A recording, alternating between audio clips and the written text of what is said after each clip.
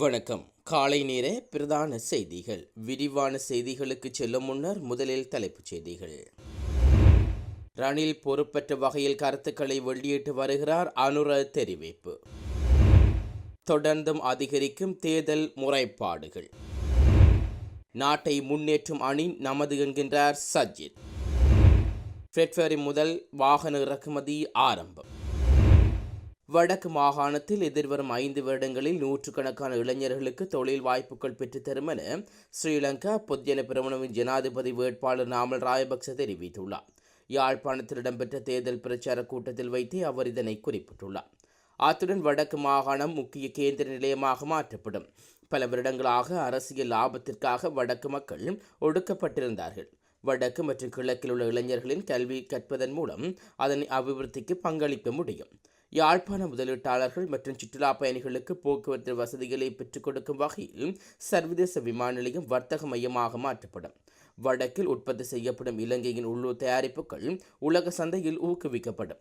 இவ்வாறான செயற்பாடுகள் மூலம் வடக்கு மற்றும் கிழக்கில் அதிகமான தொழில் முனைவோர்களையும் உருவாக்க முடியும் என ஸ்ரீலங்கா பொதுஜன பெரமுனவின் ஜனாதிபதி வேட்பாளர் நாமல் ராயபக்ச தெரிவித்துள்ளார்.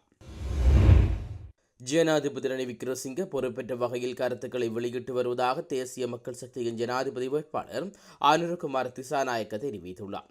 அம்பலாந்தோட்ட பகுதியில் இடம்பெற்ற மக்கள் சந்திப்பில் வைத்து அவர் இதனை கூறியுள்ளார். முன்னர் எதிர்பார்த்த தேர்தல் பெறுபேறுகளே வெளியாகும். ரணில் தோல்வியடைந்தால் மஹிந்த வெற்றி பெறுவார், மஹிந்த தோல்வியடைந்தால் ரணில் வெற்றி பெறுவார் என்ற நிலைப்பாடு நிலவி வந்தது. குடும்பத்தினருக்கிடையே ஆட்சி நிலவி வந்தது. குடும்ப ஆட்சியே நாடு வீழ்ச்சி போக்குக்கு செல்ல காரணம். ஆனால் ரணில் விக்ரமசிங்கவிடம் குடும்ப ஆட்சி இல்லை. எனினும் அவருடன் நெருங்கியவர்களை பதவிக்காக நியமித்துள்ளார். அந்த வகையில் அகிலவராஜ் காரியவசம் ஆலோசகராக நியமிக்கப்பட்டுள்ளார். வாகனம், வேதனம், பாதுகாப்பு, எரிபொருள், வீடு என்பன அரசாங்கத்தினால் வழங்கப்படுகிறது. சாகல ரட்நாயக்க, ஆசிமாரசிங்க, ருவான் விஜயவட்ன, மன்ச நாணயக்கார, ஹெரின் பெர்னாண்டோ ஆகியோரும் ஆலோசகராக நியமிக்கப்பட்டுள்ளதாக தேசிய மக்கள் சக்தியின் ஜனாதிபதி வேட்பாளர் அனுரகுமார் திசாநாயக்க தெரிவித்துள்ளார். ஜனாதிபதி தேர்தல் தொடர்பில் கடந்த 24 மணித்தியாலங்களில் தேர்தல் ஆணைக்குழுவுக்கு 218 முறைப்பாடுகள் கிடைக்கப்பெற்றுள்ளன.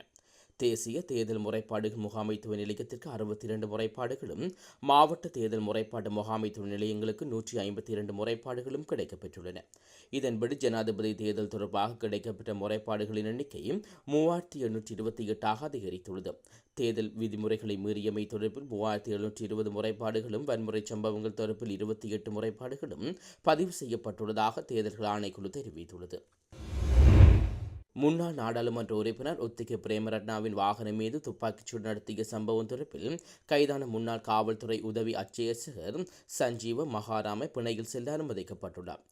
அனுராதபுரம் மேலதிக நீதிவான் முன்னிலையில் அவர் நேற்று பிரசன்னப்படுத்தப்பட்டார். இதன்படி சந்தேக நபர் 2 லட்சம் ரூபாய் பெறுமதியான 2 சரீர பிணைகளில் விடுவிக்கப்பட்டுள்ளார். முன்னாள் காவல்துறை உதவி அச்சேசகர் சஞ்சீவ மகாராம குற்றப்புலனாய்வு திணைக்கள அதிகாரிகளால் அண்மையில் கைது செய்யப்பட்டிருந்தார். நாட்டை கட்டியெழுப்பக்கூடிய சிறந்த அணி ஐக்கிய மக்கள் கூட்டணியிலேயே உள்ளதாக அதன் ஜனாதிபதி வேட்பாளரும் எதிர்க்கட்சித் தலைவருமான சயித் பிரேமதாச தெரிவித்துள்ளார். தலவத்கொட பகுதியில் இடம்பெற்ற தேர்தல் பிரச்சார கூட்டத்தில் வைத்து அவர் இதனை குறிப்பிட்டுள்ளார். திறன், நோக்கம் மற்றும் எதிர்பார்ப்பு என்பவற்றுக்கு ஏற்ற வகையில் எமது நாட்டு இளைஞர் ஜோதிகள் தங்களுக்கு விருப்பமான வர்த்தகத்தை ஆரம்பிப்பதற்கான சந்தர்ப்பம் ஐக்கிய மக்கள் கூட்டணி அரசாங்கத்தில் ஏற்படுத்தி கொடுக்கப்படும். ஒவ்வொரு பிரதேச செயலக பிரிவுகளும் தகவல் தொழில்நுட்ப வலயத்தை ஆரம்பிப்பதற்கு தாம் எதிர்பார்த்துள்ளோம். ஏற்றுமதி பொருளாதாரத்தை முன்னேற்றுவதற்கு தகவல் தொழில்நுட்பம் முக்கிய பங்காற்றுகிறது. நாட்டை கட்டியெழுப்பக்கூடிய சிறந்த அணி ஐக்கிய மக்கள் கூட்டணியிலேயே உள்ளது. இதேவேளை ஸ்ரீ ஜெயவர்த்தமுர பல்கலைக்கழகத்தில் மோதல் நிலைமை உருவாகியுள்ளது. இந்த செயற்பாட்டை அடுத்து பல்கலைக்கழகம் தற்போது மூடப்பட உள்ளதாகவும் ஐக்கிய மக்கள் கூட்டணியின் ஜனாதிபதி வேட்பாளரும் எதிர்க்கட்சித் தலைவருமான சயித் பிரேமதாசா சுட்டிக்காட்டியுள்ளார். சர்வதேச சந்தையில் மசகு எண்ணெயின் விலை நிலவரத்துக்கு ஏற்ப இந்தியாவில் பெட்ரோல் மற்றும் டீசல் ஆகியவற்றின் விலை நிர்ணயிக்கப்படுகிறது. Russia, Iran, America, Saudi Arabia மற்றும் ஐக்கிய அரபுகள் நாடுகள் ஆகியவற்றிலிருந்து இந்தியா மசகு எண்ணெயை இறக்குமதி செய்கிறது. குறிப்பாக 40% மசகு எண்ணெய் ரஷ்யாவிலிருந்து இறக்குமதி செய்யப்படுகிறது. ரஷ்யா உக்ரைன் போர் காரணமாக மேற்கத்திய நாடுகளில் ரஷ்யாவிலிருந்து மசகு எண்ணெய் இறக்குமதி செய்வதனை தற்காலிகமாக நிலைநிறுத்தியுள்ளது. தற்போது மசகு எண்ணெய் விலை நாளுக்கு நாள் குறைந்து வருவதாலும் இந்தியாவில் பெட்ரோல் மற்றும் டீசலின் விலை குறைக்கப்படவில்லை. இந்நிலையில் மசகு எண்ணெய் விலை தொடர்ந்து வீழ்ச்சியடைந்தால் பெட்ரோல் மற்றும் டீசல் ஆகியவற்றின் விலையும் குறைக்கப்படும் என இந்திய பெட்ரோலியத்துறை அமைச்சக செயலாளர் பங்கஜ் ஜெயின் தெரிவித்துள்ளார். 2025 ஆண்டு பிப்ரவரி மாதம் முதல் வாகனங்களுக்கான இறக்குமதி தடை முற்றாக நீக்கப்பட உள்ளது. இதற்கான தீர்மானத்தை அமைச்சரவை மேற்கொண்டிருப்பதாக அமைச்சர் அலி சப்ரி தெரிவித்துள்ளார். வெளிநாட்டு ஒதுக்கத்தில் கணிசமான அதிகரிப்பு மற்றும் ரூபாயின் பெறுமதி அதிகரிப்பு போன்ற காரணங்களினால் அடிப்படையில் இந்த தீர்மானம் மேற்கொள்ளப்பட்டுள்ளது. மலேசியாவில் துன்புறுத்தல்களுக்குள்ளான 402 சிறுவர்கள் அந்நாட்டு காவல்துறையினால் மீட்கப்பட்டுள்ளார்கள். 20 சிறுவர் இல்லங்களில் நடத்தப்பட்ட சோதனை நடவடிக்கையின் போது அவர்கள் மீட்கப்பட்டுள்ளார்கள். இந்த துன்புறுத்தல் சம்பவம் தொடர்பில் அந்த இல்லங்களில் உரிமையாளர்கள் உட்பட 171 பேர் கைது செய்யப்பட்டுள்ளதாக வெளிநாட்டு ஊடகங்கள் செய்தி வெளியிட்டுள்ளன. பிரித்தானிய ஆட்சியாளர்களால் நியாயமற்ற விதத்தில் தூக்கிலிடப்பட்ட ஹெப்டர் எட்வர்ட் ஹென்றி பேதிஸுக்கு 109 ஆண்டு காலத்துக்கு பின்னர் ஜனாதிபதியினால் மரணத்துக்கு பின்னரான ஒரு பொது மன்னிப்பு வழங்கப்பட்டுள்ளது. தமக்கு வழங்கப்பட்டுள்ள அதிகாரங்களின்படி ஜனாதிபதி ரணில் விக்ரமசிங்கவினால் நேற்று வெளியிடப்பட்ட விசேட வர்த்தமானி அறிவித்தலில் இந்த பொது மன்னிப்பு அறிவிக்கப்பட்டுள்ளது. பிரித்தானிய ஆளுநர் ரோபர்ட் சாம்சஸ் வெளியிட்டுள்ள பிரகடனத்தின் மூலம் இராணுவ நீதிமன்றத்தின் நியாயமற்ற விசாரணைக்கு பிறகு 1915 ஆண்டு ஜூலை 7 ஹென்றி பேதிஸ் தூக்கிலிடப்பட்டார். இனக்கலவரத்தை தூண்டிய குற்றச்சாட்டின் கீழ் அவர் கொல்லப்பட்ட போதிலும் அந்த குற்றச்சாட்டு பொய்யானது என பின்னர் தெரிய வந்தது. அந்த வகையில் இது தொடர்பான தகவல்களை வெளியிடுவதற்கு அது தொடர்பான விடயங்களை ஆராய்ந்து அவருக்கு நீதி வழங்குவதாக அமைச்சரவைக்கு பரிந்துரை அடங்கிய அறிக்கையை சமர்ப்பிப்பதற்கு குழு ஒன்று நியமிக்கப்பட்டது. அந்த குழுவின் பரிந்துரையின் பிரகாரம் அவருக்கு ஜனாதிபதியினால் பொது மன்னிப்பு வழங்கப்பட்டுள்ளது.